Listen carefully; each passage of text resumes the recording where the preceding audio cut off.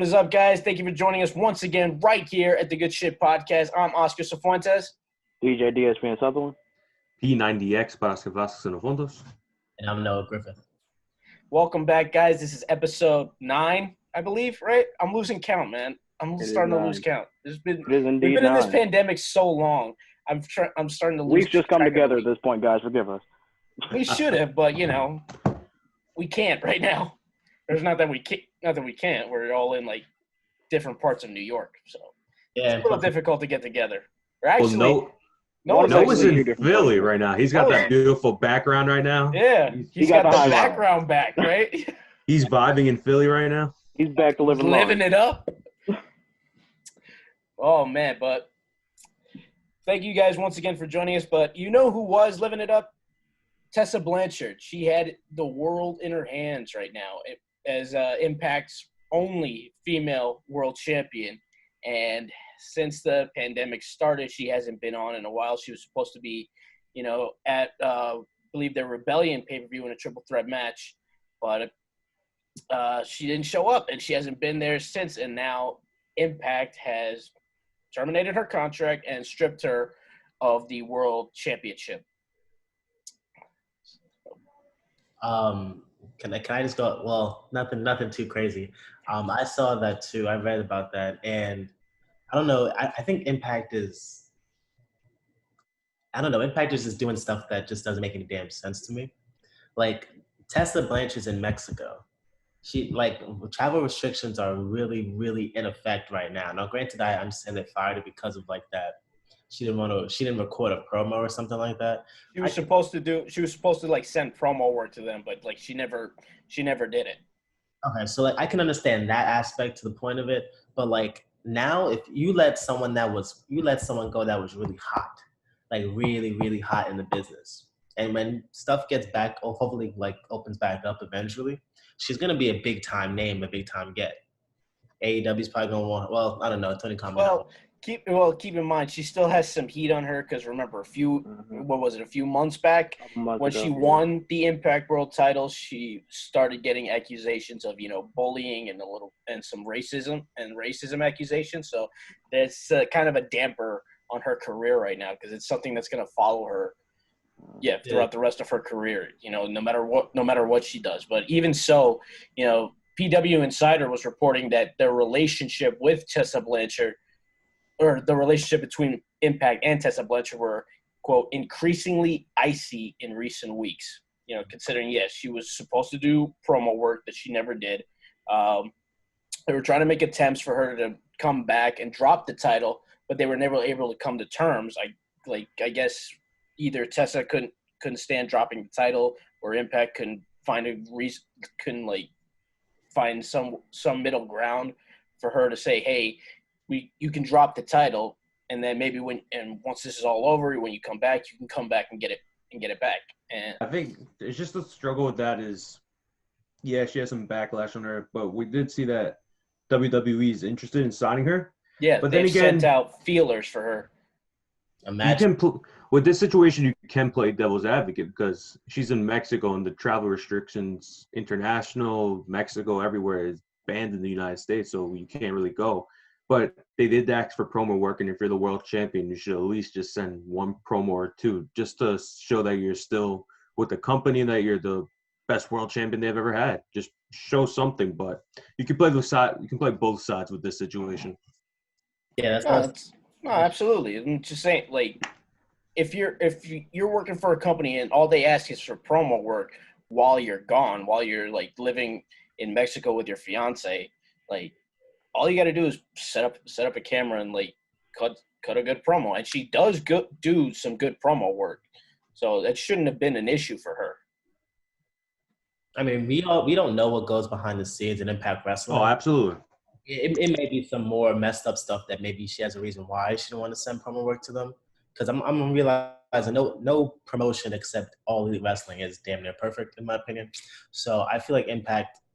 I don't know. I feel like there has to be a reason why she didn't send stuff in. She can't be that ignorant, or she can't be that naive, or like that unwilling to work. Like there has to not even that cocky, where she's like, "Oh, I don't need to do that. I don't need to." Is she living in Mexico right now, or was she on vacation?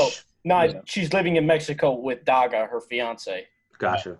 That has to be some underlying reason why she didn't send in promo work. Like, it just can't be like, oh, fuck you, Impact Wrestling, not sending promo work. Shit, kiss my ass, this world title's mine. I hope that's not the case, but we don't know what goes behind the scenes. But if she really feels like that, cocky, like, oh, I'm the first female to hold Impact World Heavyweight Championship, like, let's be realistic. If you get feelers from WWE, which is reported that she is, and you sign with WWE, you'll be a big name to a certain extent coming in, but then she'll be a big name coming in right up until she gets to Charlotte, basically, unless they emphasize the fact that they're both daughters of like members of the Four Horsemen. Then she'll at best case scenario be on the same level as Charlotte, and she'll just keep burying talent. I don't think anybody can be on the level of Charlotte in Vince's eyes. I think maybe Tessa gets built up. That's what I'm saying. Best case scenario. I think she gets built up, but then inevitably loses to Charlotte at WrestleMania. We all know that's going to happen. Exactly. Charlotte's the gatekeeper, and that gate is never open. Charlotte will never relinquish the crown. If Tessa goes to WWE, she will beat the likes of Sasha Banks, Bayley, Asuka, Nia, even though Nia's garbage, but whatever. If Tessa and Charlotte ever win against each other for a title, they shouldn't even wrestle. The winner of the person who gets the belt has to land the best moonsault ever. And Tessa would win that.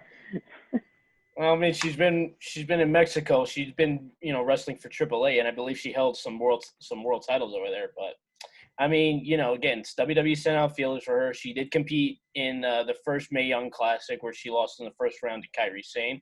But Meltzer did report earlier this year that she wasn't signed to a developmental deal because of attitude issues within WWE. So if she has that problem, and along with her past accusations, that could be something that maybe that may have been AEW being hesitant on that, because Tony Khan up until this point has done pretty much everything right as far as supporting certain movements and doing the right thing. He just last week, even though we didn't name drop him, he suspended Sammy Guevara for his comments. He dealt with Jimmy Havoc in probably the best way possible. At least we can admit, as much as we like AEW, of course they're not going to be perfect. They're going to still have their flaws. So, but every week you go on heel versus face Instagram page, anything between NXT and AEW, there always has to be some type of war. It's not a war. It's Wednesday night wrestling is the best type of wrestling in the entire world at the moment. You have NXT and AEW at the same time, and they both companies have great wrestling. Like literally, if you combine the ratings from both shows, they do better than both Raw and SmackDown.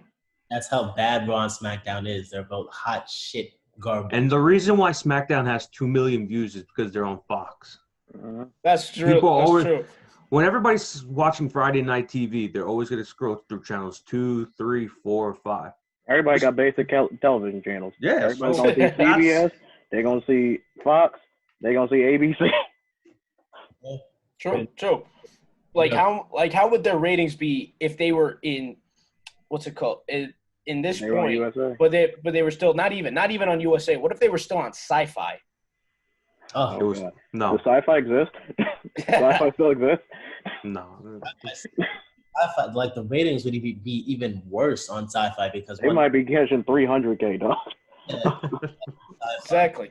The whole product is absolute dog shit. So why am I gonna want to go waste my time looking for Sci-Fi and then be disappointed in the product that I'm watching because I know Vince and Bruce are gonna make it as hot shit garbage? But everyone's like, "Oh my god, that was such a great episode of Monday Night Raw." Do you want? No. It was it was good by comparison. That don't mean it's good. Like how many? We've been to many Monday Night Raws together at Nassau Coliseum. Throughout the entire 3-hour show, I was interested for a half hour in the beginning, in the end. Majority of the matches, honestly, when I kept yawning. When you go to a Monday Night Raw, you do a lot of yawning, but I guess the crowd, even the crowd gets bored at some points, but like once big moments, quote unquote, happens at Nassau Coliseum, you get that energy of the crowd roaring and whatever. It's just like you start waking up. I've luckily been to, I think, 2 Raws, and they were a long time ago. But isn't it funny that we went to the first Women's Evolution and that was it? There was one pay-per-view. The only Evolution pay-per-view they ever did. I got the cup. I got the shirt. I got the shirt. I got a Ronda Rousey T-shirt. I was like, I got the memory. That's all I got the memory. Hey, we got the pick from outside, so. Yeah. The one that we recycle. Oh my God, he pulled out the shirt. Yeah. Did you just have it standing by so you just wanted to I'm not going to lie. I was going to wear it today, but it felt a little bit tight, so I just threw it on my bed, and here we are. We're talking about Evolution. Perfectly timed for today. Nice. So you had to have that for a reason. Like, you thought about that. But like, there's no way. Like, you definitely were like, okay, we're going to mention Evolution. I'm going to name drop Evolution. I got the shirt, dog. Nice. Oh, my God. But anyway, back to Tessa Blanchard. So, with everything going on, Big Swole even replied to a fan, basically saying that in her professional opinion, let's focus on that keyword, professional, her best choice would probably be AEW because she can grow from there. Not to mention she has Tully Blanchard, her father, who apparently is a pastor. I did not know that. And right. She can have all the spiritual growth she needs from him. I mean, I think sadly the best place probably for her is going to be WWE. And the reason why I say that is because, one, I don't think Tony Khan and AEW are going to want to do that because of the publicity that she has. Yeah, that's what I'm saying. Like that, all those accusations, they're going to follow her for a career. Tony Khan's not going to want to deal with that PR nightmare. Right. And then in New Japan Pro Wrestling, no. Ring of Honor, I don't really think so. Ring of Honor got their own problems. Yeah, so the only. Well, I mean, Marty Scurll's still there, and he's got his own issues. So we're not going to get into that. But it's funny that you brought that. You brought not Scurll, but Ring of Honor. No. The fact that you brought up how with Tessa Blanchard, she didn't get offered a developmental contract because of her attitude issues, but now she's getting feelers from WWE. Like, why is that? So you had to wait until she became the Impact World Champion first. And I was listening to JD this morning, and what's it called? He was saying that I think they're sending feelers out for Tessa now of all times because Vince knows that she has this kind of like this like bad publicity on her back. So if she's not getting deals for anywhere else, and she's going to take the first contract she gets. So Vince can literally, the way JD quoted, Vince could pay pennies to get Tessa Blanchard on his roster, which kind of sucks because she's such a good athlete, probably one of the best women's wrestlers, or not even women's, one of the best wrestlers out there right now. Like she is the hottest free agent right now, but unfortunately her reputation has kind of been destroyed. Yeah, it has been. But like my thing is too, like if she takes that deal with WWE, if that deal or if that offer comes, like that's selling yourself to the devil and selling your soul in the process. Because one, it's like, okay, hold up, I'm first Impact World Heavyweight Champion. That's a female. I'm a fantastic athlete, a great wrestler. I have great mic skills. Like I command the ring whenever I'm there. Yes. I'm gonna sell myself short, build myself up, pretty much get fed to Charlotte Flair, and then call it a day, and then get lost in the shuffle like how we have Oscar. Like Tessa Blanchard has to think. She has to think long term. There's no ifs, ands, or buts about it. Like if she doesn't think long term, then I don't know what she's gonna do, because any other promotion right now, it's gonna be hard. Like Impact was her legit chance because AEW is her, I think, the best place to go for any wrestler. But if she's gonna have to go to WWE, it's like you're selling yourself short, selling your soul in the process, and that shit hurts too. So yeah. I think the problem with Tessa possibly going to AEW is they don't have enough established wrestlers for her to legitimately grow. They got Sheeta, they got maybe Nyla Rose, you throw her in here. You got Penelope Ford. I mean, Penelope Ford is on the rise right now. So the women's division in AEW is not. It's not what WWE has. That's right. That's right. But see, I think we can all agree professionally. Yeah. Tessa Blanchard would enhance the women's division in AEW, and they kind of need it. Anyone's division. But the fact that they're not, Tony Khan in AEW is not going to want to deal with that PR nightmare. They're not. It's kind of like damned if we do, damned if we don't. Like it'll be interesting. It'll be interesting down the road how it all plays out. Well, hoping Tessa makes the right choice, and we'll see where it goes from there. But somebody else who's also an alumni of both WWE and Impact might be jumping ship to AEW now. So if you haven't seen the latest promo package from EC3, he basically put out. Well, I have the whole speech right here, but you're gonna notice a few references. So I'll read it out for you guys. So, quote, and I quote, he says, "You can spend your life letting the world tell you what to do, dictate your path, choose your fate. Do you decide your future, or is it chosen for you? We are in an unprecedented time, from lockdowns to quarantines to turmoil in the streets. It's truly an American nightmare. From coast to coast, from Maine to SoCal, uncensored chaos and confusion reign. When you go outside, it feels like you're in the jungle. You fear the revolt is coming for you if you don't subscribe to the popular opinion, adhere to the groupthink. You feel like you're left out to hang. The natural state of things has fallen into this dark order, and you plug away day after day like a gear in an effing machine. Society is broken. Oh, God. These are the times you keep your inner circle small. You don't have best friends. You can only trust yourself. Age doesn't matter whether you are an old man or a young buck. Now is the time for you to speak your truth. You stand tall, exalted, rise like a phoenix, carry yourself with moxie, and seal it with a sunny kiss.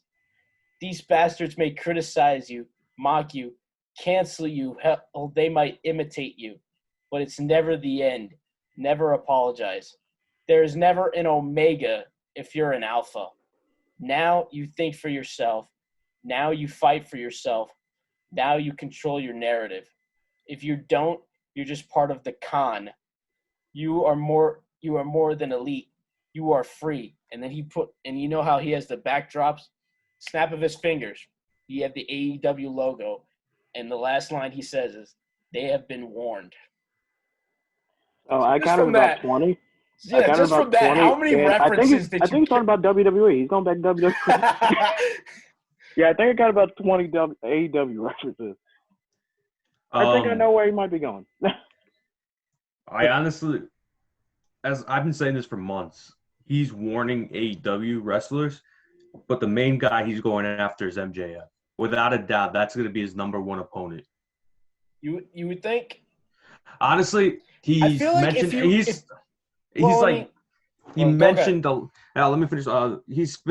He mentioned a lot of things: American Nightmare, Inner Circle, Elite, Con, all these people.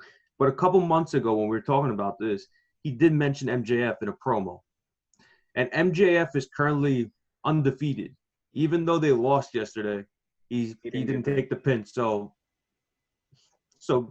he's still undefeated in terms. So one of these days, on maybe at Fyter Fest next week or on a future episode of Dynamite, the light's gonna go out, and EC3 is gonna come out and beat Wardlow first, and then make his way to MJF, and it could be. That's my opinion.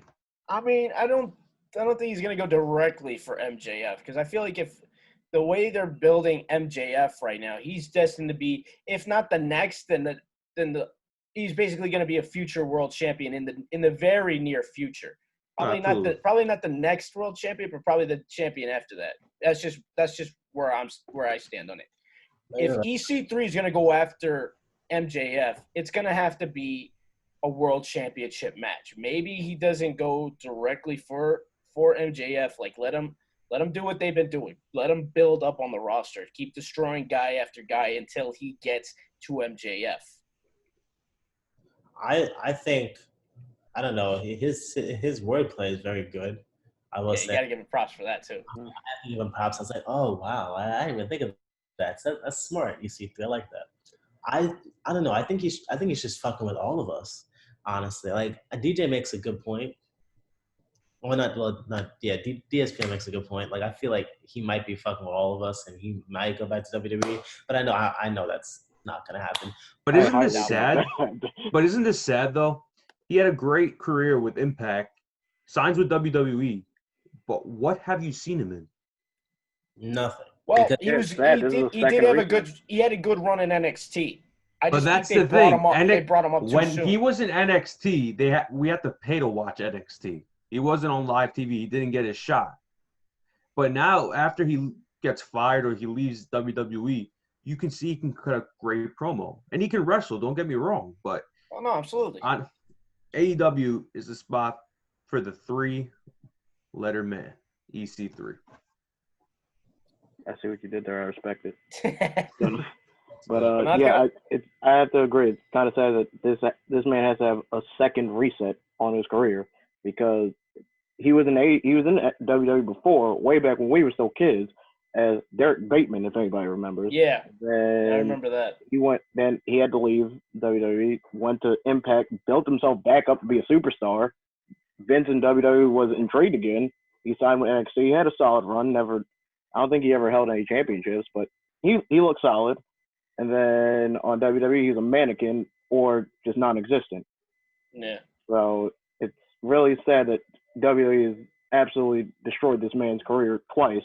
Literally, when you have him go after the 24/7 championship, it's been downhill. Remember, somebody lost a year off their career chasing a 24/7 championship.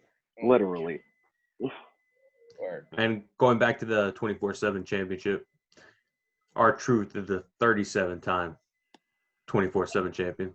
Actually, if you think about it, I remember more of his reigns than Charlotte's. He has more reigns than all of Flair's combined and Cena's. Except it was more entertaining.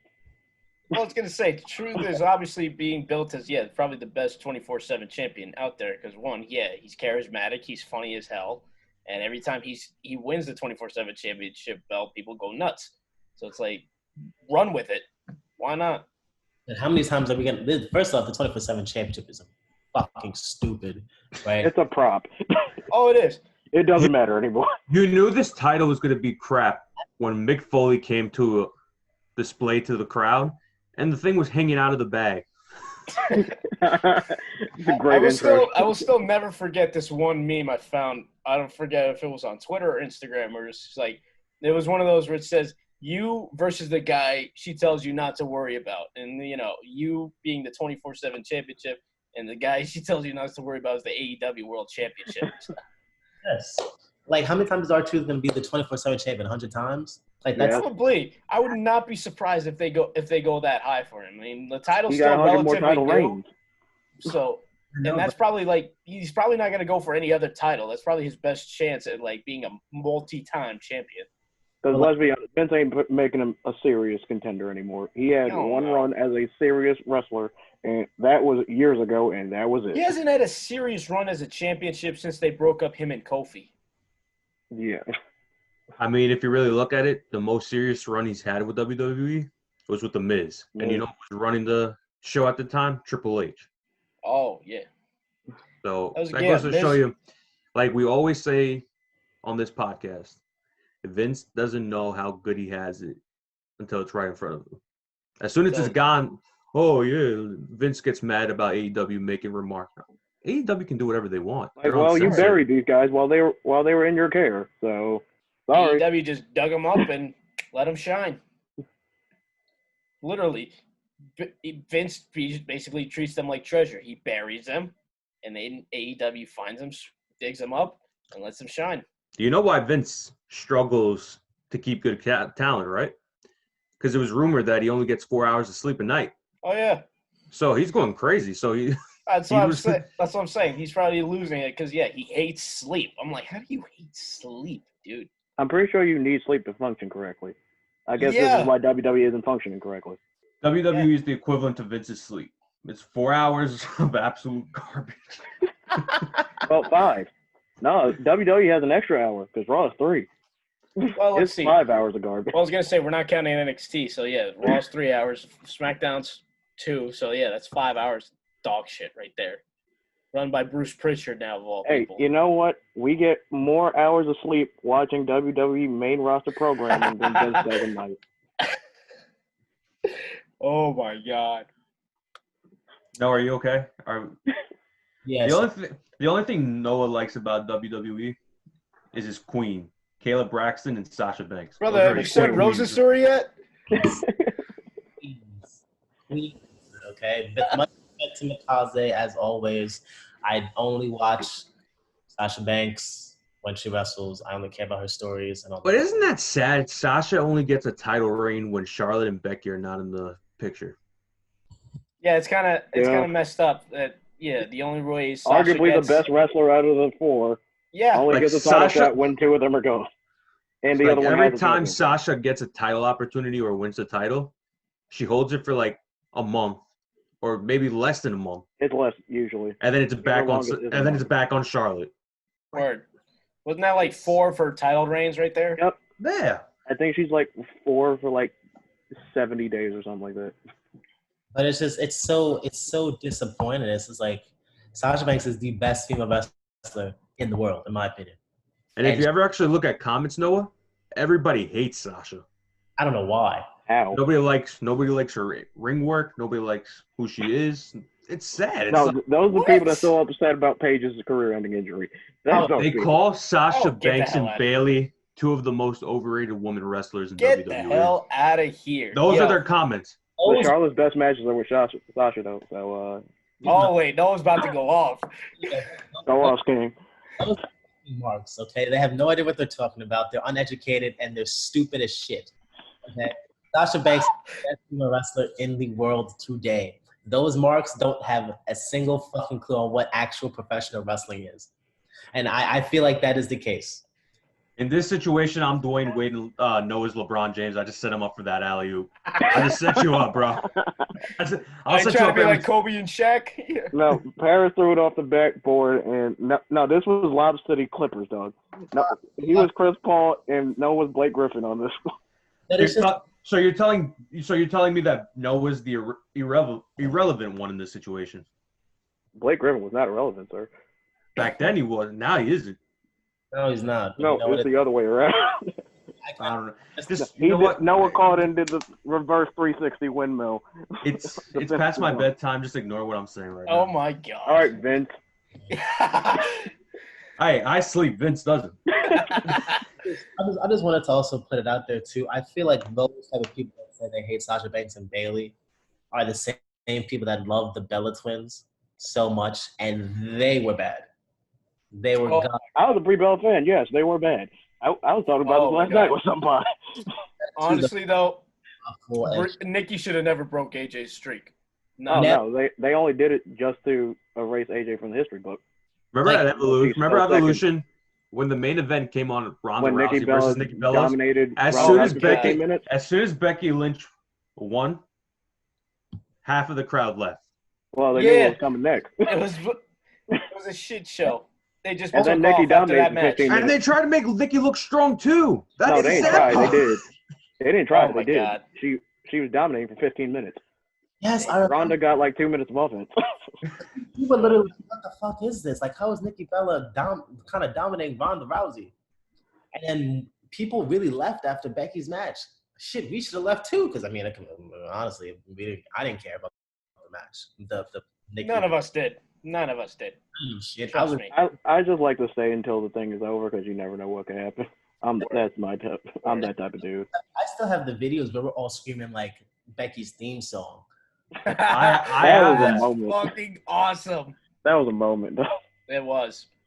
All right. So, speaking of AJ, I found this tweet from WWE on BT Sports, and it basically said, pick 3 promos to save, and the rest would be wiped from history. And the promos they chose, I thought were pretty interesting, and I thought were worth discussing. So, the promos they have listed, it's a box of 9. So it's Dusty Rhodes' Hard Times promo from 1985 at Mid-Atlantic Wrestling, Randy Savage Cream of the Crop back in 1987, the Austin 316 speech back in 1996, The Rock's promo from Armageddon in 2000, Paul Heyman's promo at One Night Stand in 2005, the Pipe Bomb, CM Punk's Pipe Bomb, AJ Lee's what they call Pipe Bomb Shell, where she just ripped apart the cast of Total Divas, Mark Henry's retirement speech, and The Miz on Talking Smack back in 2016.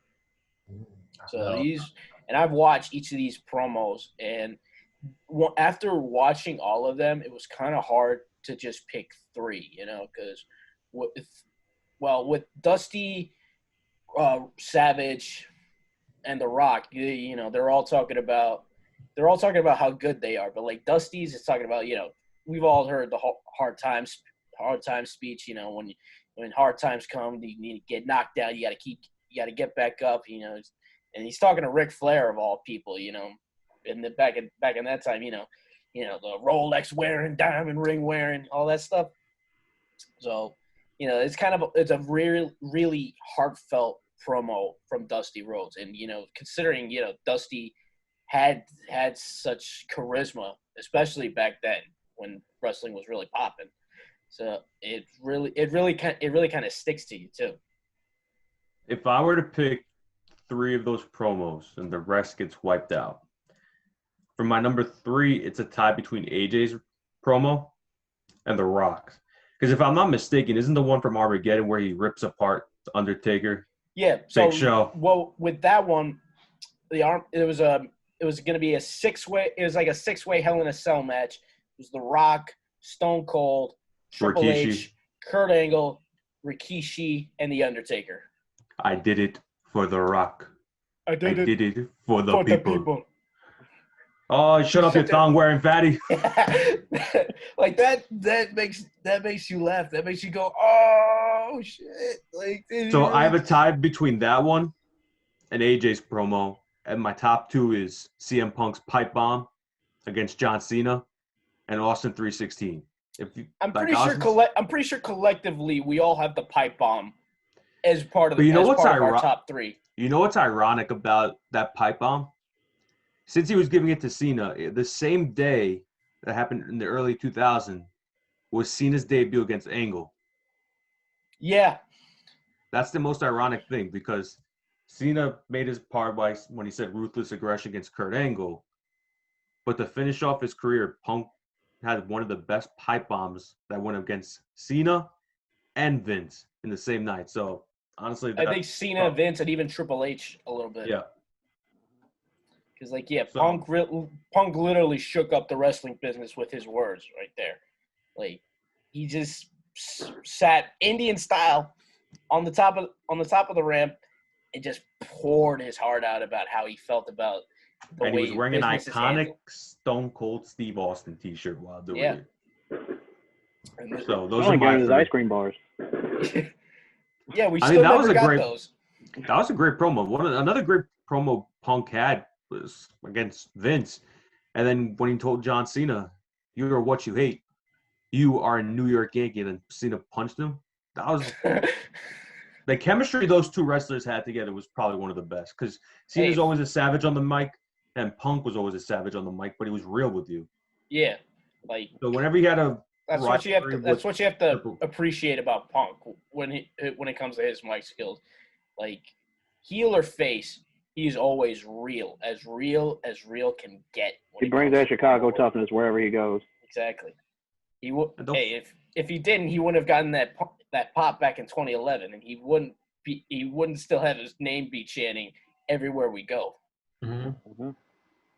But at the same time, you got to give some props to his wife. I don't know if she got some pointers from him when they were dating, because she ripped apart the cast of Total Divas back in 2013. That was I still replay that every now and then, because She just rips them all a new one. Rip them to fucking shreds, as she should have done. She should have done more, in my opinion. She legitimately started the women's revolution with that promo. Yeah. Well, that and Paige and Emma's match in NXT TakeOver. The first. Yeah, but everybody wasn't really on it when Paige and Emma were in NXT. AJ was on the main roster, and she brought to light. No, yeah, I was gonna. It was like that. Kind of started with like the more hardcore fans, but AJ's promo. AJ brought it to light. Casual with the correct with the casual fans. So that's what I was saying. Like, okay, I think those two things helped really start the women's revolution. To now, to where it's like a shit show. But I mean, the original women's. It was going somewhere for a little while. It was. It just sucks because they pushed for women's wrestling, and they basically threw in the garbage. They supposedly push for women's wrestling, but let's face it, after AJ not only said that, after she left, women's wrestling hasn't been the same. Like, it's like, say what you want about AJ. Like, even with the 4 horsewomen, it's just them. Maybe like you can argue Asuka, but she's like a distant fifth. Like, if they hadn't broken Asuka's undefeated streak to Charlotte. They could have built the whole roster around Asuka. They could have. Like, that's literally how they had it in NXT. They literally had it in NXT like that, and it was working beautifully. And I think really Asuka put like the NXT women's roster on the map.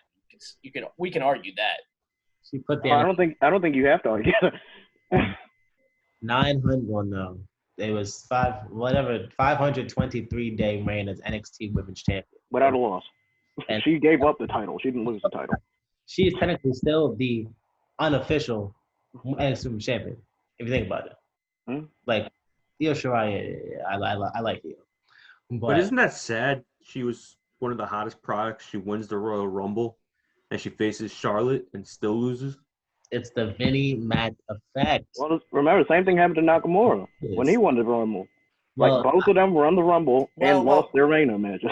Well, I was gonna say at least Nakamura's was a reasonable loss. Yeah, fair. Like, it's made sense. Like, in my opinion, he should have won, but it was a reasonable loss. Like, it was a reasonable opponent to lose to. And it was AJ Styles. But that Mania sucked in general. The entire thing did. Like, I was gonna say before Noah said anything, I was gonna be like, well, and also to be honest, their match back at Wrestle Kingdom 9 was better than that. It was better than WrestleMania 34. A lot of things were better than WrestleMania 34. That match went on first at that Mania, in my opinion, instead of the triple threat match, the Intercontinental title. If they put AJ Nakamura first on the card and gave him a little bit more time, I feel like it'd been much better because they were far down the card. Like, people were tired. People were like, weren't they like? They were like in the middle of the show. Like, was it the middle of the show or like? I don't know. I thought it might have been the middle, but like it was a long. I thought it was like later. Later. It was like at least an hour and a half deep. Wasn't that the Mania that Braun and that kid Nicholas won the titles? Yes. Unfortunately. Where they devalued. Where we walked past literally 15 other actual wrestlers for a 10-year-old who gets in the ring, stares at Cesaro, turns around and tags Braun Strowman back in immediately. Hey, that was referee John Cohn's son. I don't give a goddamn who said that was. That's probably one of the biggest. If he's not training right now, we can give less of a fuck who that kid is. And also, don't get me wrong, when Taker's interview about that WrestleMania against Cena, he says, I wish I got more time in that match. He said that match absolutely sucked. I did. He's like, I busted my butt just to train for all that. You got 2 minutes. What was it, a 5-minute match? Word. No, he threw Cena around for 3 minutes, and it ended. Deuces, he does his thing, and then left. I mean, we call it a 5-minute match because it takes him 5 minutes just to get down the ring. It was 3 minutes of him throwing Cena around the ring. That's literally what it was. I was going to say, it would take it that if it's a long entrance ramp, like, he comes in the middle. So, like, it's less of a 10-minute walk for him. Yeah. He even admitted that when he takes longer to walk down the ramp, that means the match is going to suck. Nice. All right, so I guess his next appearance, he's running down the ramp. But what's it called? So back to these back to these promos. So collectively, we could all agree Punk's pipe bomb is on the top 3. Where would we rank? I'm gonna throw a random one out there. The Miz's promo on Talking Smack. For me, that's 4. Because I actually put the Mark Henry retirement speech ahead of that because really that was really emotional for me because I was a big Mark Henry fan at the time, and as you guys already know, John Cena was my favorite wrestler. So I legitimately thought Mark Henry was going to retire that night. He pulled it off so well. It was perfectly executed. Like he was on his way up the ramp, comes back in a fresh ass Samba suit, might I add, and then starts beating the shit out of John Cena. Like, that was a really powerful moment for me. So that's maybe it's a little bit of bias, but it's number 3 for me. Okay. And AJ I and can Punk are respect 1 and 2. AJ and Punk is 1 and 2 for me. I would put the Miz's promo at like 5, in my opinion. I thought it was okay. Oh, I thought it was really good. I thought it was very passionate. Yeah. I felt like there was so much more. You know, Austin 316, Randy Savage's promo, Dusty Rhodes, obviously, CM Punk's pipe bomb. I think I said 5th. Well, you also got to give credit to the Miz because at the time he was Intercontinental Champion, and let's face it, the Intercontinental Championship hasn't been the same. He brought it back from the dead to be buried later, but it at least had some sort of run while he and Daniel Bryan were feuding. Like he made that title worth something. He did. I respect that a lot. I think I think that was his best years, honestly. No, it was. Yeah. It was definitely his best run. So, I think we can agree that the 2010s have been good to the Miz. Yeah, the 2010s have been fantastic to the Miz. I think the Miz has done his best work. So that promo, I was like, wow, that's some good shit. I see what you did there. Yeah, exactly. I respect it. That's real good shit. So, okay, I like this. I like that, And at the time, Daniel was retired. So I was like, I can't wait till Daniel beats the fuck out of the Miz. You know what I mean? But he made you feel like, I can't stand this guy. I hate this. I want Daniel Bryan to come back. It's like he made you feel that way. He captured your attention. He pulled you in. He made you feel the opposite, obviously, of what he felt. Is he's talking about how, he works day in and day out, never been injured, which we also have to give him props for. Because, his moveset, is pretty safe. His ring work has never been great, but he has always been one of the elite on the mic. Yeah. He's always been great on the mic. Oscar, did you go to the same Raw as me when it was Miz versus Roman Reigns for the title? The Intercontinental title? What was that? That was what, Raw 25? I think it was Raw 25, and he got the biggest pop because he took the buckle off at the bottom rope. We were both there. We just weren't in the same. We just weren't in the same area. Because I was with Ferrara and our boy Paventa. Yeah, you were over the section on top of me, so yeah. I was at the bottom. You were on top, but I remember that. But he made that. It's not gonna twist it. Fine. Anyway, but going back to Mark Henry. I never heard of Mark Henry till the first time I saw him, and that was between the whole Batista and Eminem scene. Because remember when Melina brought Mark Henry back as a security guard? Yeah. That was classic SmackDown. That was. So that was the first time I heard Mark Henry. But the whole promo he did about retiring, that was the introductory to the Hall of Pain. The Hall of Pain. Yeah. But let's also not forget another great work from Paul Heyman, One Night Stand back in 2005 for ECW. His product. Still ECW. Yeah, still ECW. His product, his baby, the company he built up, and people are still chanting to this day. Anytime they pull out, a weapon or a table or a chair and somebody gets hit with it, they're just ECW, ECW, ECW. It's crazy, and the way he delivered that mic work, especially when at the time, I think it was their first One Night Stand back in 2005, where he had all the heels from both Raw and SmackDown, and he just ripped them apart. He looks at Edge and he's like, I've got 2 words for you. Matt fucking Hardy. I'm like, oh. And then I think my favorite line of all, and I think I think we can all agree on this one. He looks directly at JBL, and he's like, the only reason you were WWE champion for a year was because Triple H didn't want to work Tuesdays. Wow, that's a throwback. That's such a throwback. I feel that's a line, dog. That's a oh boy, but it's a tough choice, but I'm pretty sure since we weren't alive for Dusty Rhodes and Randy Savage, we can not that they didn't have good promos, but they're not really our top three, right? So we weren't in those moments. We weren't in those moments. Austin 316. If we were in those moments, we would have appreciated it more. Yeah. Mm-hmm. Yeah, most definitely. The Austin 316 speech, probably the most iconic promo Steve Austin has ever cut. He made his career off of that promo. Yeah. King of the Ring against Jake the Snake Roberts. He won, and then that iconic line, talk about your songs, talk about John 316. Austin 316 just says, I just whipped your ass. That iconic line that led to, his whole that was his gimmick. His whole gimmick, his whole character being revolved around that. We're still seeing T-shirts, Austin 316 right on it. Three of us just said the line. Yeah. Well, I was gonna let you guys have your moment, so I know the line too. No worries. So. But what's it called? After this podcast, I honestly think we're just gonna go back and watch every single iconic promo. Yeah, I don't blame you.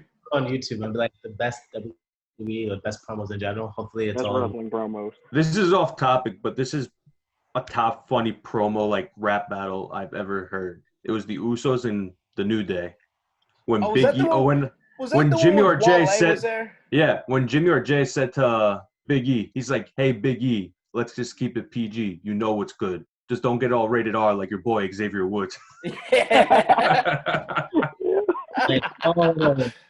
I was like, oh, shit, you are going there on live television. I'm surprised they let them go there at the time. I thought you said we was going to keep it PG, my G.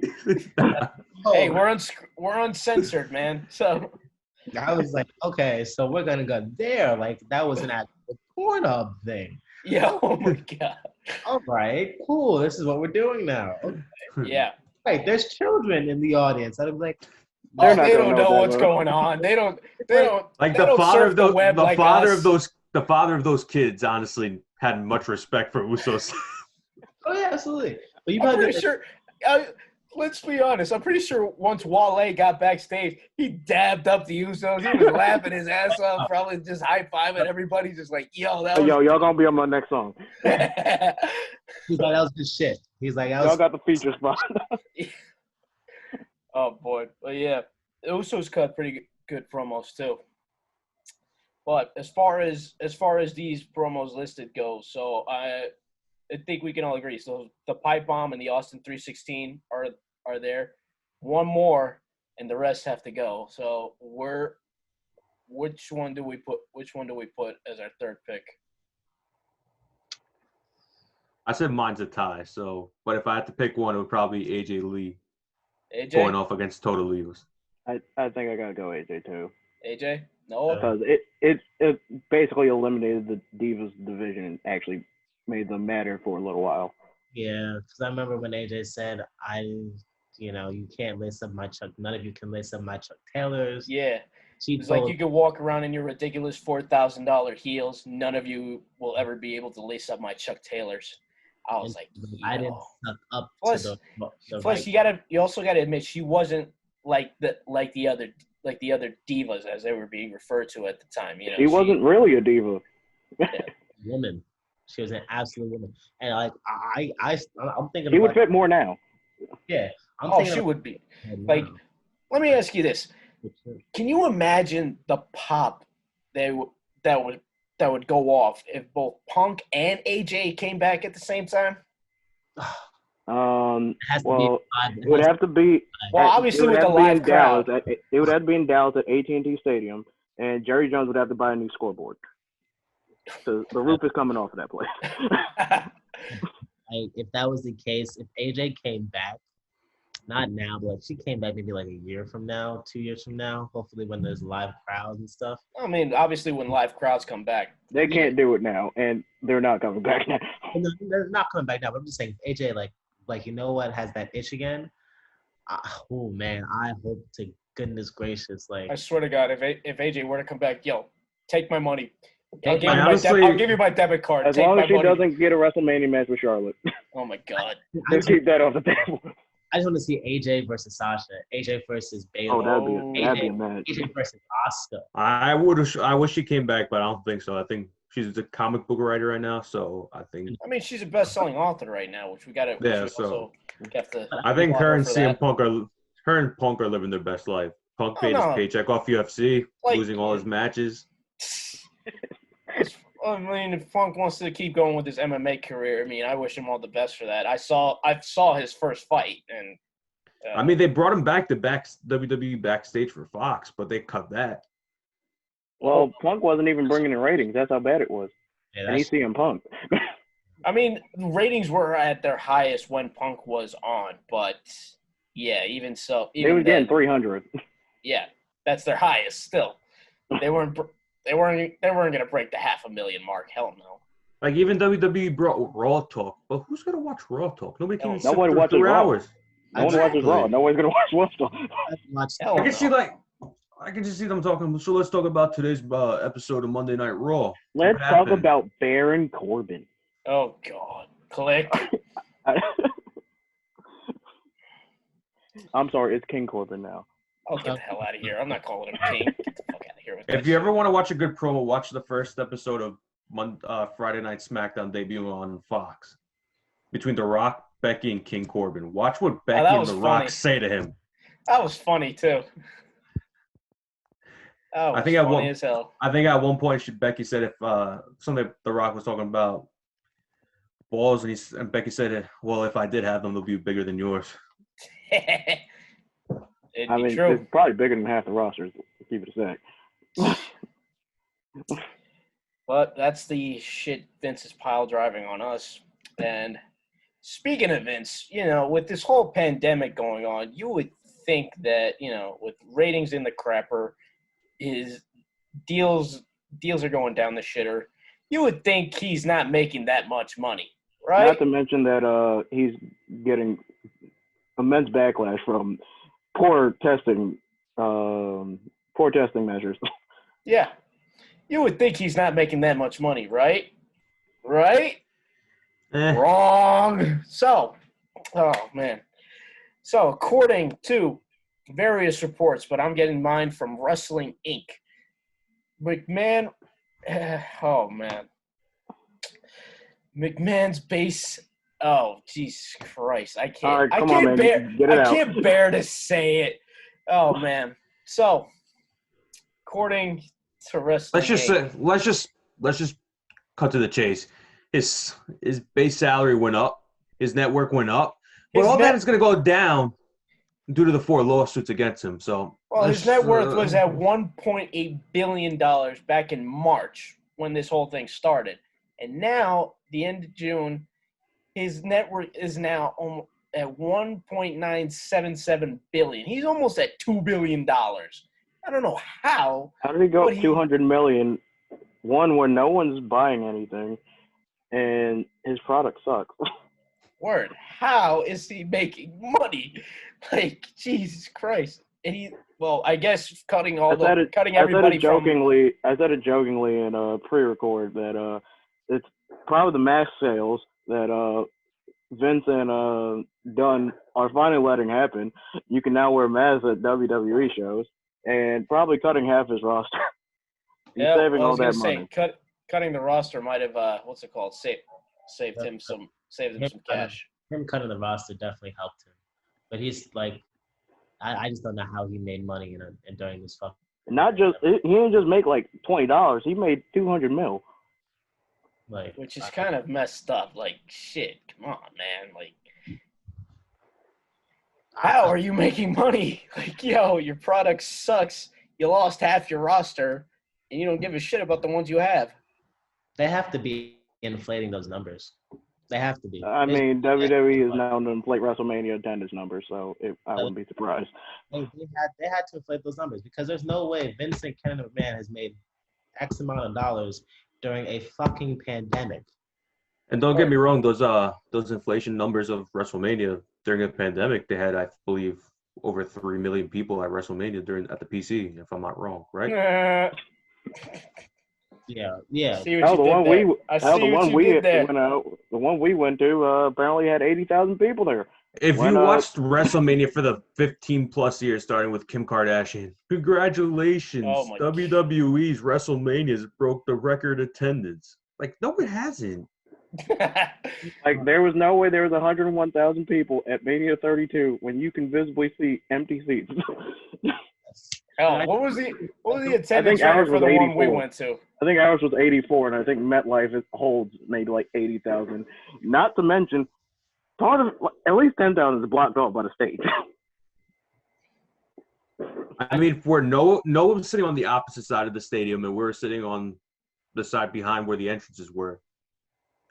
There's like rows of people like our row, the row that I think me and Skis were in the same row. Our row had like 15 seats open, just for reference. We were in the Jesus seats, the cheap seats. And then shout out to our boy Frank. The only reason why I was so empty because he kept leaving like every 30 minutes. He'd be gone for an hour, and then he'd come back with either merchandise, a beer. Hey, he mustered up enough patience to go on those. That was the longest day of my life. Concession stand lines. And for merchandise, like he stood in that line. That was probably one of the longest. It could have been so much worse if I didn't get a ride for Ferrari that night. Bro, as soon as we got into the car, it started to downpour. I knocked out. in the back of Ferrari. Yeah, if Anthony didn't give me a ride, 6.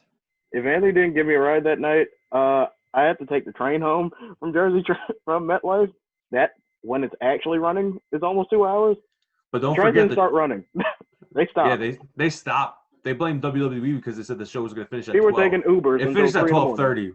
It finished at 12:30. People were waiting for Ubers until 3 in, and it would take. It cost. I was just saying, plus it took us like a half hour to get out of MetLife. So we were out there. We got out of there quick. I don't know what Ferrari did. He just found the shortcut. We were out of there quick. Lucky. People were waiting online until 3 in, trying to get an Uber. Not to mention the money you would have to pay for said Uber that day. After you spend all your money at WrestleMania. Yeah. Plus, it's freaking insane. You have all those seats. You should run a late show, and now of all times, you're still making money. How? Still how? Like, it ain't off the video game. Oh. I'm pretty sure video game sales have already tanked after the first month. Oh, they tanked in October. Like they got there's a lot of how like there's video gamers who use Twitch and everything and they get like the video games first. Within the first 2 days the game was released, they got so much crap from those wrestling games who like do it on YouTube. Like that's when you knew sales were gonna be bad. Yeah, if Chris Danker is out here telling, and he's a known WWE YouTube commodity, if he's out here shitting on the game and he's like cool with all of them, the game is just hot garbage. Well, I was gonna say when you lose your partnership with Ukes, like who probably made the best video games around, like you lose your partnership with them, who also do the graphic designs, like you're bound to have a shit game. Like when you're relying on 2K. On 2K's graphics, Hey, 2K got good graphics. They got all the sweat. I mean, I don't know who they get for their sports games because like I see like NBA 2K and NFL 2K like and those graphics are pretty dope. Hey man, WWE 2K got the sweat, bro. You see every bit of sweat on every wrestler, dog. The people that make the WWE 2K game see how much people watch WWE, so when they buy the video game, it's just like the equivalent to their product. Absolute crap. Well put. If you actually play a WWE 2K game, Roman Reigns has more hair than actual skin on his face. I haven't had a Yeah, WWE. my man's got a palm tree.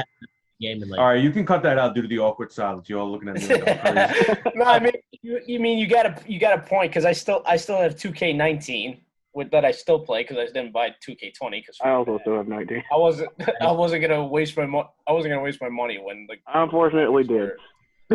You actually bought it? I did. Wait, for what console though? I have a PS4. Okay, because my boy has it for PS4 as well, and like the graphics there were somewhat better. The graphics were good. The gameplay wasn't.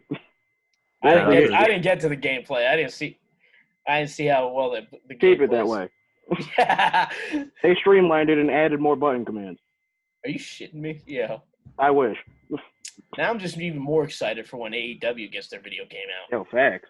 Isn't Hughes working on that? I hope so. Like, they lost their partnership with Hughes. Cody, get on that, man. Get on that. I hope he's doing it. Well, we've come to this part of the show. So we've been working on a bracket since last week, and here's an updated version of it. So now we're going to go to the second half of it. We're going to start on the Piledriver region, and we're going to go straight into it. So just a little reminder how we're judging each of these matchups is by character, effect on the business, skill set, and overall just how well they work. So for the Piledriver region, first matchup we have the great one, The Rock against Kane. The Rock. I figured this was going to be a blowout. I figured this one was going to be a blowout. I did it for The Rock. I did it for the people. Just out of all honesty, who thought to put The Rock against Kane? Come on. Like, come on. That is the most electrifying man in all sports entertainment. Word. That's right, because they got the big red machine. Electrifying moveset, electrifying mic work, just electrifying character altogether. You cannot deny that. Exactly. Kane had a mask. Love Kane, but like I mean, no, Kane's good. Especially, Kane had fire. He had fire. Kane was literally heat. No, he was heat incarnate. But no, that's not what y'all cooking, Mr. Rock. Especially when he works with the Undertaker, with the Brothers of Destruction. They wreak havoc. No, it's great stuff. I'm just saying, like, I'm talking about the Brahma Bull, the great one, the people's champion. The former Miami Hurricane. The former Miami Hurricane, right? Thank you. But we talking about, like I don't watch football. There you go.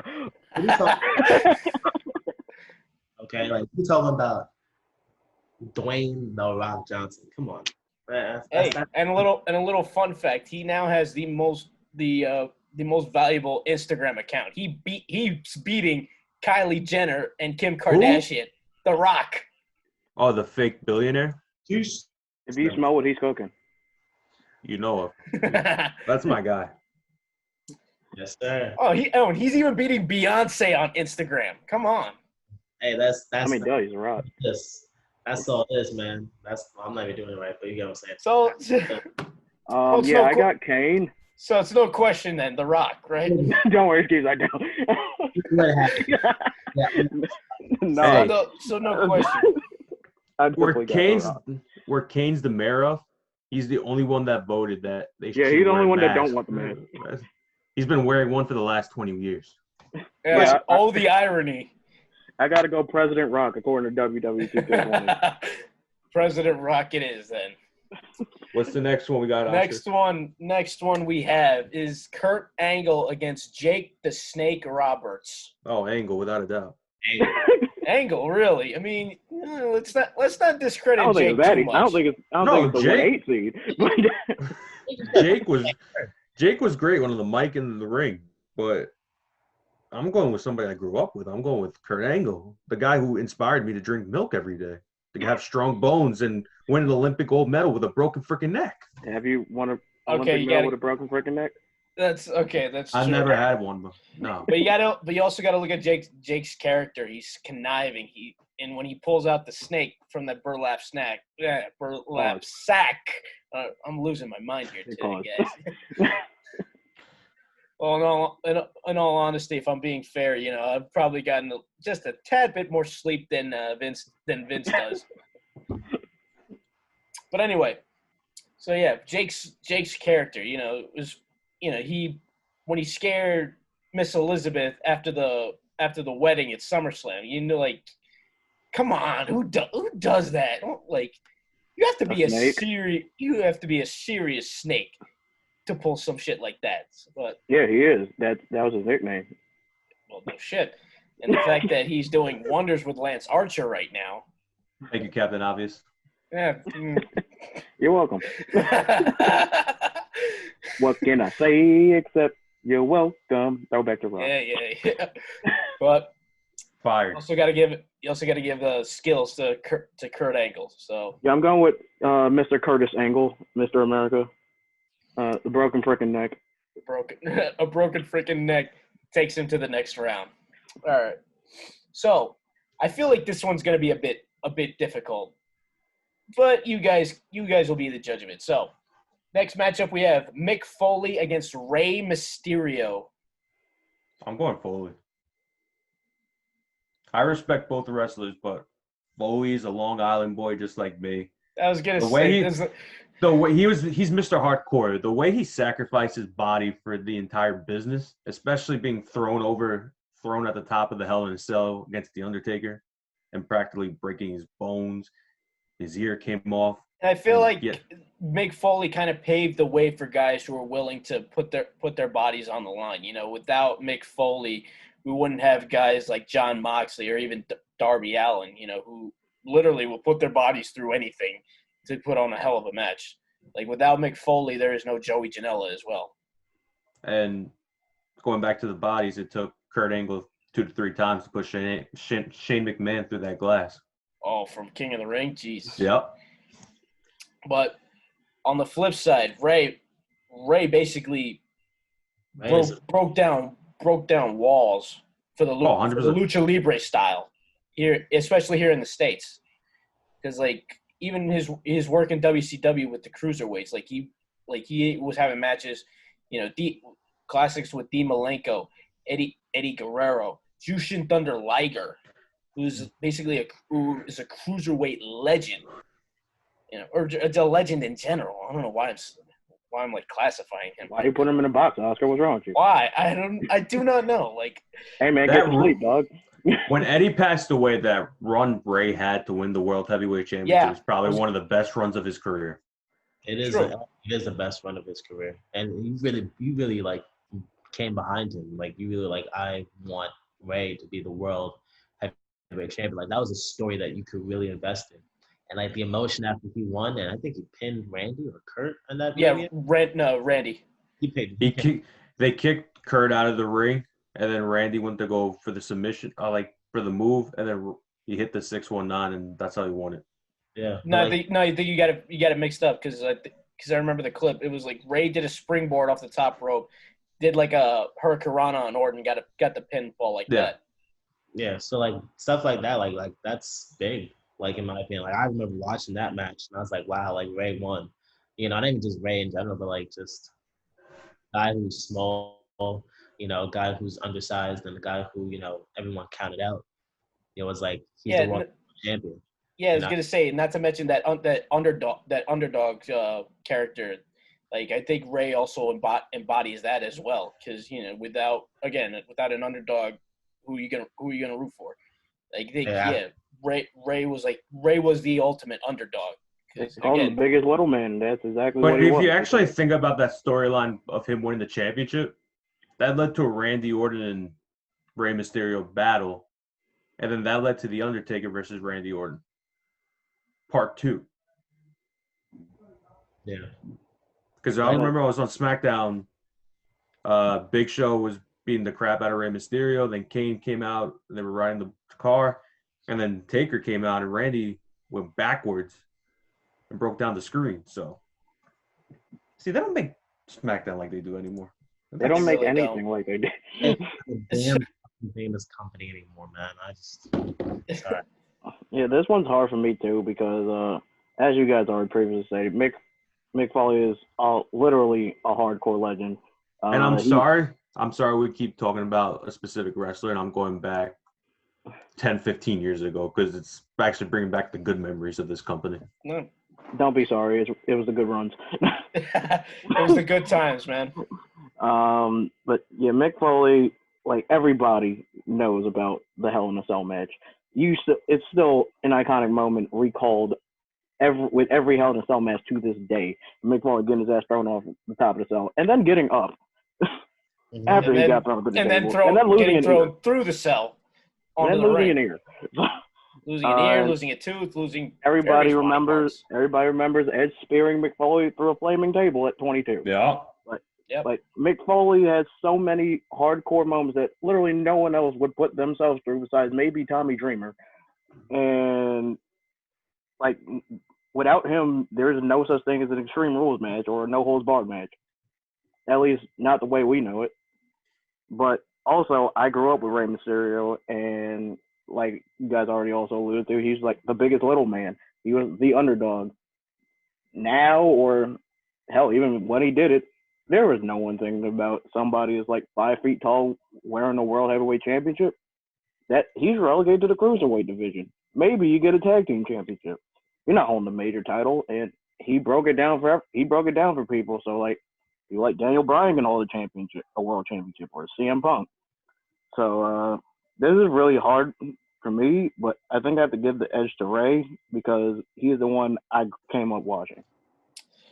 Oh boy, this is a tough one too, because again, Mick Foley put his body through hell to become the legend he is today. But Ray has had such an impact on the business, and I feel like as well, like when I was talking about opening up doors for like the lucha libre style, not even just that, just guys in general doing all the flippy shit. I feel like without Ray, there would be no Ricochet, there would be no Will Ospreay, there would be no Cedric Alexander. Like there wouldn't be any of these guys who do all these Phoenix like, wouldn't be as hot as he is either. Yeah, Phoenix too. Ray Phoenix and Pentagon. We wouldn't have the Lucha Brothers. Like, you know, it's opened up a new world and like a new side of wrestling. Oh, but again, Mick Foley just making matches so memorable. Oh my God. You can't really go wrong with either decision. You really can't. I don't know. Oh boy. You know what? I'm going based on impact on the business. I got to give this one to Ray. Going with Mick. Mick? I think we're split, so it's down to Ferrari. All right. So thankfully, if you hadn't noticed by now, Ferrari is not with us. But luckily, he sent us his bracket. George Michael. George Michael is not here. Sadly, George went with Rey Mysterio instead of Mick Foley. Yes, George Michael went with Rey Mysterio. You sound like you felt personally attacked. We didn't go with the Long Island natives. I'm sorry, man. Sorry, man, but Ray, you moved on to the next round. 619. I'm a Chargers fan. 619. Even though they're not. 619 gets him out of the Piledriver region. All right, last matchup for the Piledriver region. Is a battle of two Evolution members. So we have the Nature Boy Ric Flair going against the Viper Randy Orton. I don't even have to explain myself. I already know who I'm picking. I'm not gonna even give you reasons why. Well, we would like it if you gave us some reasons. Can you really give us the answer? Viper over Ric Flair 100 times a day.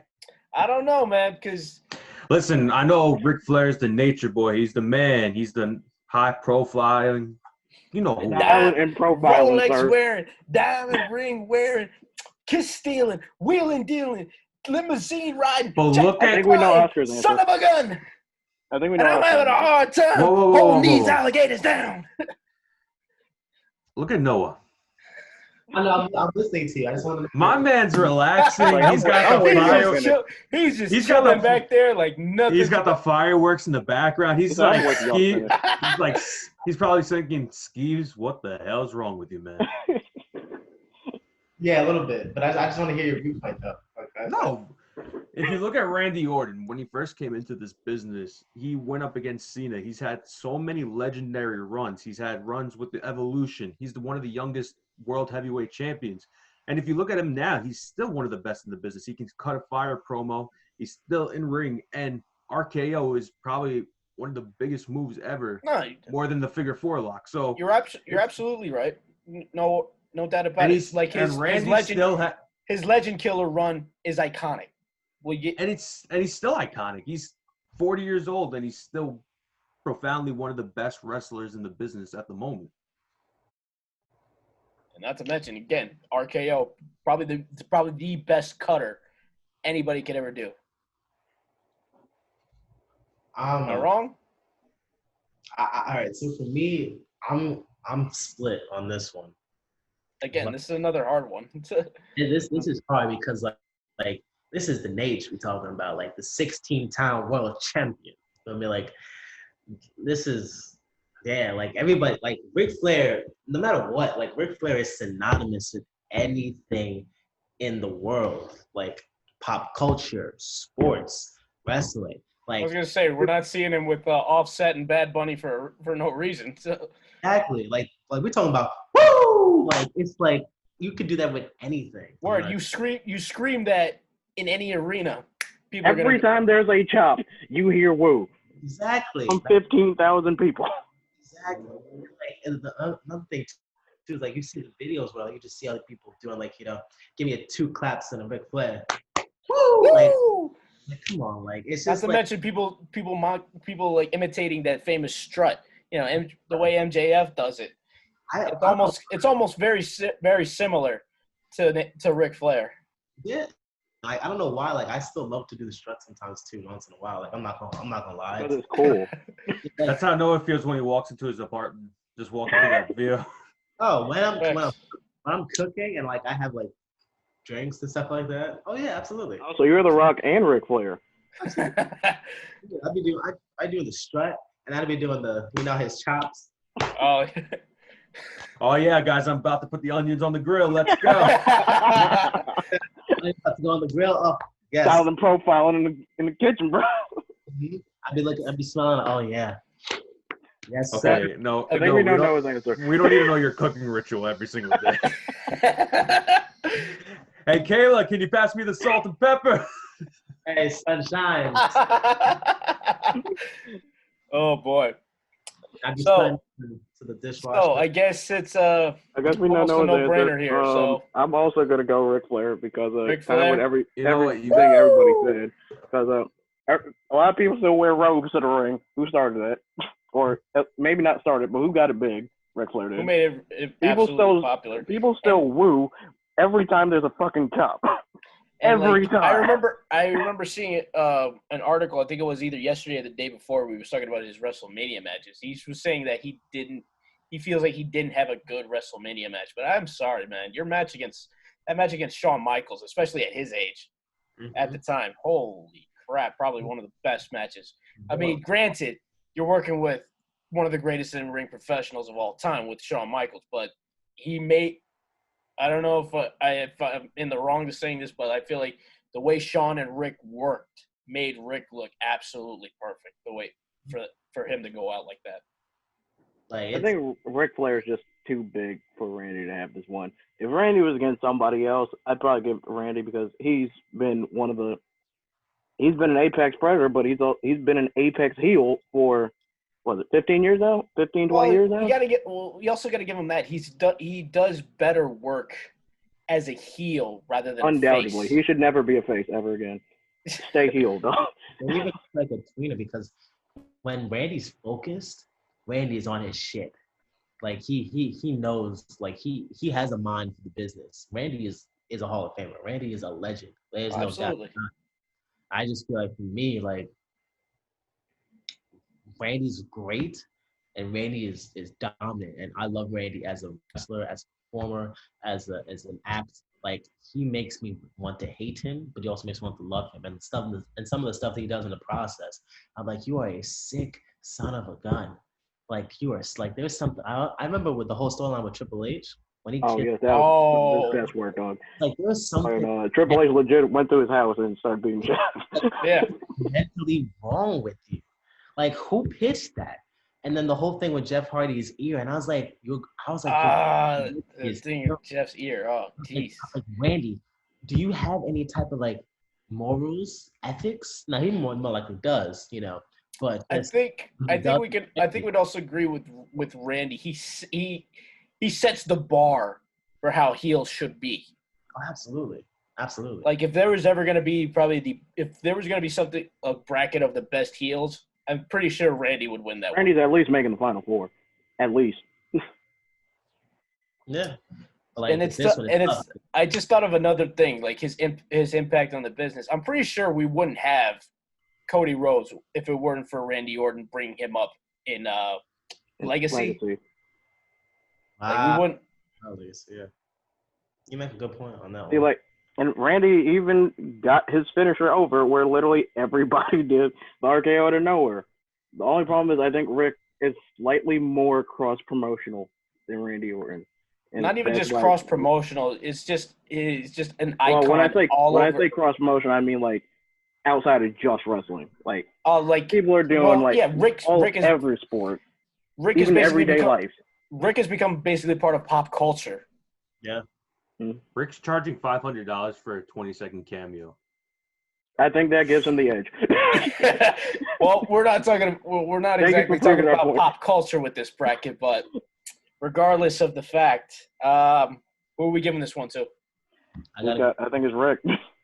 Rick? Three of us said Rick. I love Randy. I think if he was against somebody else, then yes. But this we talking about Ric Flair on this. If Randy Orton was against Kane, Randy Orton's moving on. I think this will be the deciding point. I'm pretty sure Randy could have gotten there on his own, but without Rick's help in Evolution, he wouldn't be at the level he's at right now. Yeah. Yeah. Sorry, Skeeves, but we have to give this one to Rick. Ric Flair. Woo! Look, man, if he was going against Kane, Randy's moving on. Yeah. We did not make the bracket. Very true. Don't blame us. Blame the score, bro. Remember that. I'm pretty sure if they had flipped The Rock and Orton, like if Rick was going against The Rock, this would have been an even more difficult debate. I still probably would have went The Rock. That's the end of the Piledriver region. We now go to the final region, the Powerbomb region. And the first matchup we have for that is Stone Cold Steve Austin against the Ultimate Warrior. All right, let's go to the next round. We know who's winning this one. Yeah. Honestly, we don't even have to explain ourselves with this one. Stone Cold. Austin 316 says, "I just whoop Warrior's ass." Next. If y'all are voting for Austin, give me a hell yeah. Hell yeah. There you go. That's all you need to know. Let's also face facts. We may not have grown up as much as with Austin. We still pop when Stone Cold showed up at Raw 25. We know enough about Stone Cold. Yeah, you hear the glass shatter, the place goes fucking nuts. That was the first time. The biggest pop anybody gets. That was the first time I've ever seen Austin live. So I was happy. So yeah, no explanation needed for Ultimate Warrior. You had a great WrestleMania 6. Yeah. But rest in peace. Rest in peace too. Yes. All right. So next matchup, we have the Hot Rod Roddy Piper against Triple H. See, I gotta go Triple H because without Triple H, we don't have NXT. Yeah.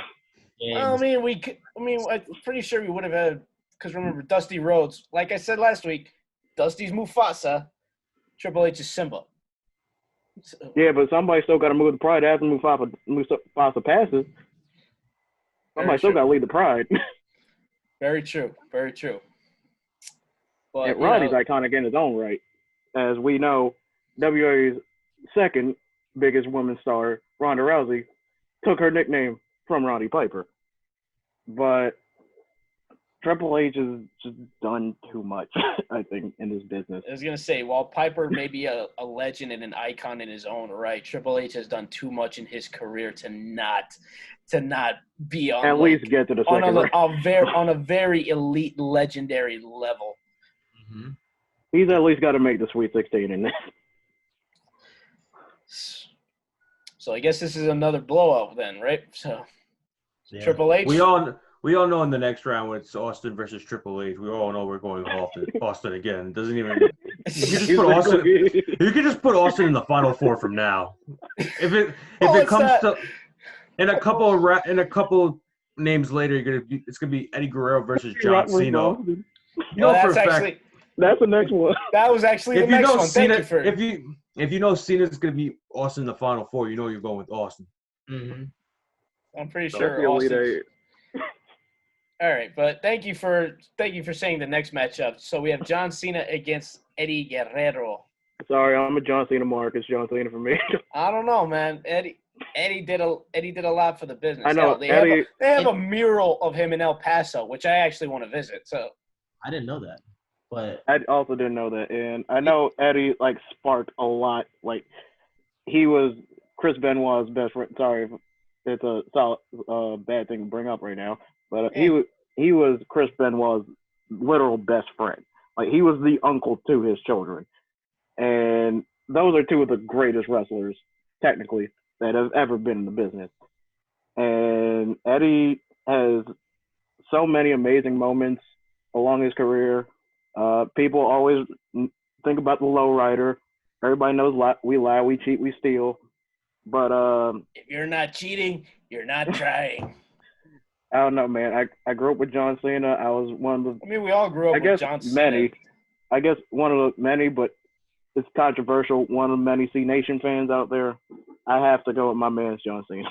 He's just too iconic, in my opinion. Let's also keep in mind Eddie was also another one that broke barriers for guys his size, because I'm pretty sure the most iconic thing he's done for wrestling in general was his match with Brock Lesnar back in 2004 at No Way Out, where he beat Brock for the WWE Championship. And this was after a heartfelt story where Eddie was pouring out his heart about his addiction, overcoming that, gaining the respect of his children back, and just, getting back on track with his life. And that was probably the perfect way to cap off his career with the championship win. Plus, he had a lot of funny moments, and who could forget that lowrider? Come on, I want a lowrider just because. Oscar's next car is going to be a lowrider with the plane. I'm going with Eddie on this one, without a doubt. This is another tough one because we both grew. Well, everyone grew up on both of them. Cena obviously, he's Cena, and that's just no foundation. But Eddie has also influenced so many wrestlers, so many. Sasha Banks. I knew he was gonna fucking throw that. Yeah, I had to. Wow, waited. Yeah, I guess if you ain't cheating, you ain't trying. You just cheated, bro.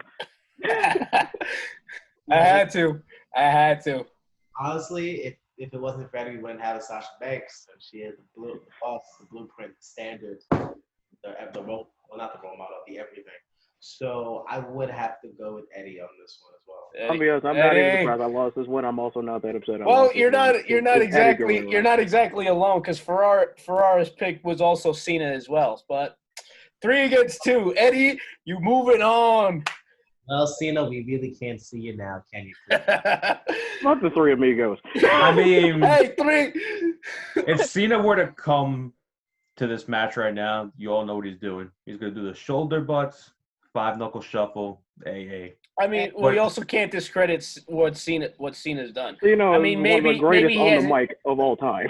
Yeah, well, I mean, he cuts a good promo, but he's only really, as far as character goes, he only had what's it called? Word Life, and then C Nation. Basic Thugonomics and C Nation, yeah. Yeah, and he did get both of those over. He had his own belt. Yeah, he had two of his own belts. Spinner belt. Yeah, 2 belts. He had the spinner belt. Also, in the US. just outside the ring, everything Cena does, all his charities and all that, and the way he was a locker room leader for a long time, and even an ambassador for them. So. But all in all, when it comes to impact on the business, and especially when it comes to their moves, we got to give this one to Eddie. I'm not Sorry, even mad. Cena. I'm not even mad. Eddie Guerrero. He's a legend. He lied and cheated and stole this win from Cena. Yeah, he did. Cena couldn't kick out at 2 this time. This is bad booking. Oh, well. Well, last one to finish this off for the Powerbomb region. We have Bret Hart, the Hitman, going against Goldberg. All right, let's start the Sweet 16. Bret Hart's moving on. All right, guys. Thank you for tuning into the latest episode of the. All right, come on. We still got a little bit. I know Goldberg is basically only good for like 2 moves and his pyro. He blows up after 3 minutes, dog. Bret Hart went 60 minutes. Bret Hart is done. But I don't know. After everything we heard and when we did our Owen Hart episode, I don't know how I'm feeling about Bret. But again, I gotta go with impact on the business and his skill set, his character overall. Like, come on. He built up his family, basically. Mm-hmm. The best there is. You're not wrong. The best there is, the best there is, the best there ever will be. You can't go wrong with it. And Goldberg, all he said is, "You're next." He does a spear, he does a tackle, and a jackhammer, which may not hit successfully. And or kill a man. Chill. You know how he almost killed the dead man. He did. He almost did. Well, you know who's next out on the list? All right, so this one's another blowout. So yeah, the Powerbomb race was not made very well. We had one close match. So I was gonna say, aside from Cena and Eddie, the rest were just blowout. Were they all sweeps? Pretty much. Stone Cold, Triple H, did Ferrari pick all those two? No, I believe, yeah, he put Bret Hart over Goldberg. We had 3 sweeps in one region. Oh boy, but that was a fun run of this part of the bracket. But I think this side went quicker than last week. It was more blowout. We had 3 sweeps. We had in one region. We had 3 sweeps. Plus, we spent a good portion last week on Shawn Michaels and Daniel Bryan too. Because that shouldn't have been a first round matchup. That was horrible booking. Again, don't blame. I didn't make the bracket. Trust me. I hate the NCAA. Their selection committee sucks. But we are now down to 16 guys, and we will go over that next week. We want to thank you guys for joining us right here on the Good Sht Podcast. Subscribe to the channel. So drop a like down on this video. Like us on follow us on Instagram. Follow us on.